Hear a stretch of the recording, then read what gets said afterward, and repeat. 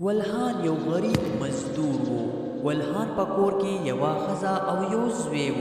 ګلحان پټي ته تللی وي او هلته کار کوي. کله چې ماښام شي نو هغه خپل کور ته راشي. ګلحانه راغلې، بس ته لاسونه وینځه او زه روټۍ لګومه. مورې، نن مې په خوراک کې څه پخ کړي دي؟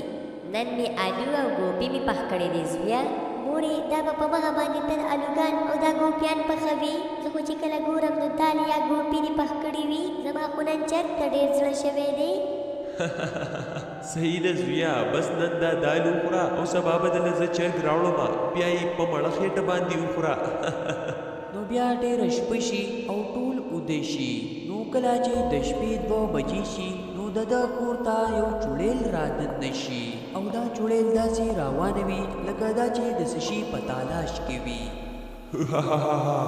دا د دې کلي اخري کور دی. یو کم سل چرګان مې را پټ کړي دي. یو چرګ پکې پاتې دی، خو په دې کور کې خو چرګ نشته دی او سل چرګان ماله پوره کول پکار دي چې اوس به زه څه کومه. هغه چوړیل دغه ووایي او هغه چوړیل د هغې کور نه روانه شي چې اچانک د دې په ذهن کې یو خیال راشي او وایي چې ارې ولې نه چې دلته هغه ماشوم اوده پروت دی چې د هغه نه زه یو چرګ رخ کړم، داسې به زما سل چرګان هم پوره شي. نو د دې نه بعد بیا هغه چوړیل اسلمې په خپلو لاسو کې په هوا کې راوت کړې وي. اسلمې ډېر په خوب کې ورغلې وي. نو د هغې د لاسه هغه پویه هم دی شي. بیا هغه چوړیل خپل کور ته اسلمې راولي او هلته پرنجه کې بلا شی چرګان وي. بیا اسلمې په ډاګه باندې سملوي او د هغه نه غیر چاپېره یو سره دیره تاوه کړي او چوړیل وایي چې شیطانو کې شیطان راغی یو نوی مهمان. نو بیا هغه چوړیل د اسلمې نه غیر چاپېره د دیرې نه تاویږي او جادو پې وکړي. لږ ساعت بعد بیا د اسلمې نه یو چرګه رخ شي. کله چې اسلمې خپلو پښو ته وګوري نو د ده خپې پنجې وي او د ده نه چرګه رخ شوي وي.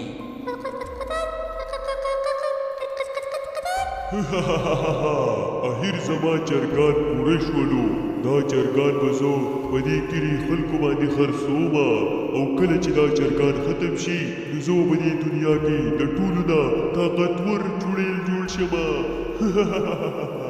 نو بس چوړیل دا ووایي. نو داسې بله ورځ بیا هغه چوړیل د یو انسان روپ اغوستی وي او هغه چرګان خرڅوي.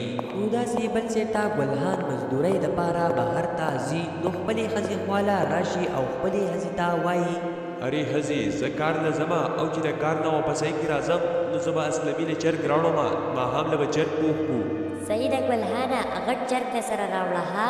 نو بس دې دا خبرې وکړې نو بیا ګلحان د مزدورۍ لپاره بهر ته لاړ شي. خو دې ته تر اوسه پورې پته نه وه چې د دې زوی اسلمې غایب شوی دی او شازیه هم د کور کارونو کې مصروفه شي. نو کله چې د روټۍ ټیم راشي نو اسلمې په کور کې نه وي. نو بیا شازیه د ځان سره وایي چې ارې دا اسلامي پته نشته دی چې به دې روټۍ به دې ټیم کې چېرته تللی دی. زه یې ډېره ستړې کړې یم. اوس به دې ګاونډیانو کره لبي چېرته کوي. اوس لکه چې ګاونډیانو کره لاړ شمه چې راولمئ. نو شازیه بیا د اسلمې پسې بهر ته وځي. داسې شازیه د اسلمې ملګرو کور ته تللی وي او هلته اسلمې هېڅ ځای هم پیدا نشي. نو بس آخر بیا د خپل کور ته راشي او د ځان سره وایي چې خدای پاکه پته نه لګي چې دې چېرته تللی دی. په ټول کلي کې پسې وګرځېدلمه چې هغه لا نه راغلي. نو زه خو روټۍ نشم خوړلی، هغه ته به انتظار وکړمه. نو بس شازیه دغه ووایي او هغه د خپل زوی اسلمې په انتظار شي. خو داسې بل ځای ته ګلحان په پټي کې کار وکړي او د کار د ختمېدو نه بعد هغه بیا خپل کور سیټ ته روان وي چې اچانک هغه ته د خپل زوی خبره رایاده شي چې اسلمې ما ته چرګ یاد کړی و. نو هغه د چرګ د اخیستو دپاره روان وي چې په دې کې اواز راشي د چرګانو غوښه واخلئ، د چرګانو غوښه راشئ هلکه راشئ، ارزانه واخلئ ارزانه. ارې دلته د چرګانو دوکان کم ځای نه راغی چې د چرګانو غوښه خرڅوي. اوس هیر د دې سره زما څه کار دی؟ زما خو غوښه پکار ده د چرګ چې غوښه ویسم. نو بیا ګلحان د هغې چرګان والا دوکان ته روان شي او د هغه خواله راشي. په هغې دوکان کې یوه غټه پرنجه وي چې په هغې کې ډېر شي چرګان وي. अरे رورا دا دکان خو دلته لمبې نه و دا دکان ستا دی رورا بالکل صحیح وای دا دکان دلته لمبې نه و خو دا دکان ما دلته وخت کو او دلته به زه چرګان هرڅوم ها رورا دا خو ډېره ښه خبره ده خو بس داسې کار وکړه چې یو چرګ ولې حلال کړه ما لپاره او کچ کچي کا نو هغه چړیل یو چرګ راوښکي چې هغه اسلمې وي کله چې اسلمې خپل پلار ویني نو هغه ډېر اوازونه شروع کړي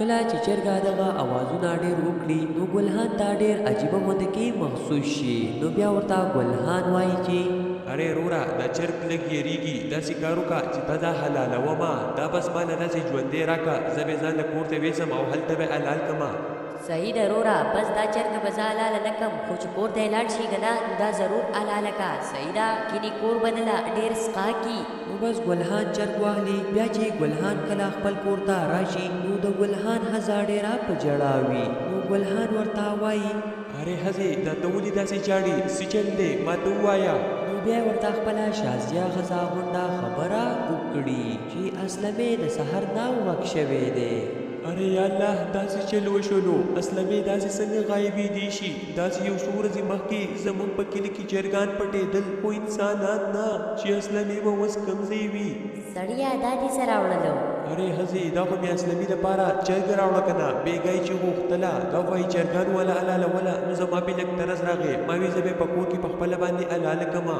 سړیه دا پرېږده اوس راځه چې اسلمې وګورو چې اسلمې چېرته دی نو بیا ګلهان او شازیه د خپل زوی په تالاش کې په غونډ کلي کې وګرځي خو د ډېر ګرځېدو نه بعد بیا ورته هم خپل زوی اسلمې میلاو نشي نو دې ډېر خفه وي او خپل کور ته راشي او داسې بل سیټ ته هغه چوړیل هغه به خپل شکل بدل کړی او هغه به هغه چرګان خرڅول داسې دوه درې ورځې تېرې شي چې هغه چرګان بالکل خرڅ کړي او پرینجا د چرګانو نه خالي کړي خو چوړیل چې کومه شکي غوښتله هغه شکي په هغه کې تر اوسه پورې لا نه وي راغلي نو هغه چوړیل وایي چې अरे دا څنګه چل دی ما خو ټول چرګان خرڅ کړل او په خلکو مې وخورول خو بیا هغه شکل ولې زما جسم ته رانغلله ما ته ښکاري څه نه څه چل شته دی ودرېږه چې په دې کلي باندې وګرځم چا خو به چرګ دی پاتې کړی نو بس چوړیل دغه وایي او هغه په ټول کلي کې اخوا دېخوا وګرځي په دغې دوران کې دته ګلهان را یاد شي چې هغه لا د ژوندی چرګ ورکړی و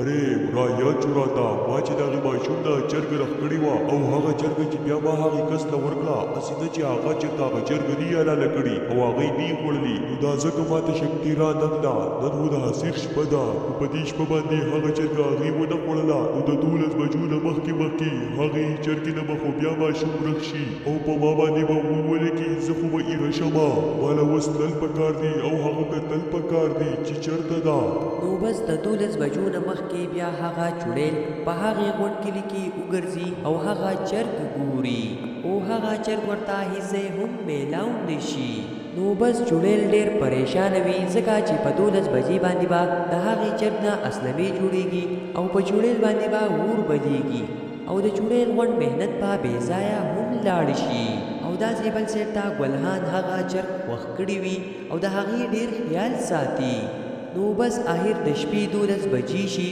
نو د هغې چرګ نه اسلمې جوړ شي کله چې مور او پلار دا ویني نو هغې ډېر حیران او داسې بل سیټ ته هغه چوړیل باندې اور ولګي او هغه هلته ایره شي بیا اسلمې خپل مور او پلار ته غونډې خبرې وکړي څه چې د ده سره شوي ول نو ګرانو دوستانو دا ویډیو صرف د دې ځای پورې وه کو تاسو زموږ ټیک ټاک اکاونټ نه فالو کړی نو ټیک ټاک اکاونټ سره ضرور فالو کړئ چا چې ټیک ټاک فالو کو او یوټیوب یې سبسکرایب کو نو انشاءالله هغه له به موږ په راروانه سټورۍ کې نوم ضرور اخلو ملاویږو به په نوې ویډیو کې په لوی الله پامان